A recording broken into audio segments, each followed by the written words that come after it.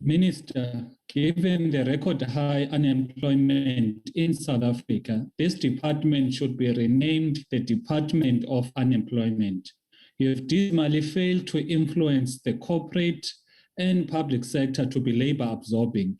We note the various international treaties that you need to observe, but those treaties are meant to supplement and support our national obligations, not undermine them. The ATM is not getting the impression that you are loyal and faithful to the people of South Africa. At the core of your work, you must place South Africans at the center of your thinking. Minister, the laws of this country compel you to drive the prioritization of South Africans so that they can be active participants in the economy of our country. You can't be misunderstanding the role of international treaties when our country has a 46% unemployment rate, and for young people, it is more than 65%. Minister, affirm the dignity of South Africans in the only country where they can be first beneficiaries of job opportunities. The failures of this department to ensure the labor market operates within the law only creates tension and conflict with the people. These failures benefit capital who get cheap labor and the exploitation of migrants.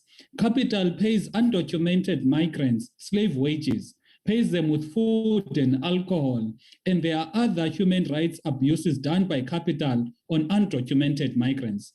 The tension and conflict for scarce resources, exploitation, and human rights abuses are enabled by this department as it lacks the political will to enforce the existing labor laws.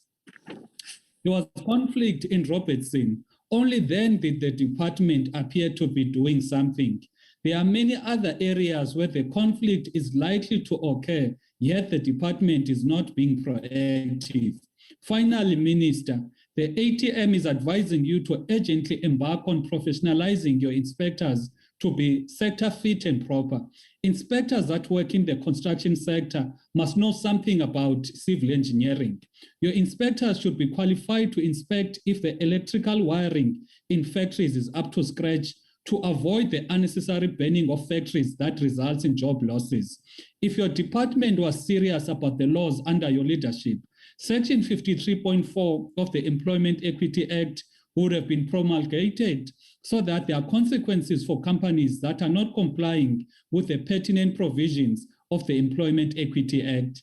Minister, if you understood the equitable representation as espoused in the Employment Equity Act, there would be no need for private members' bill to regulate the employment of non-South Africans.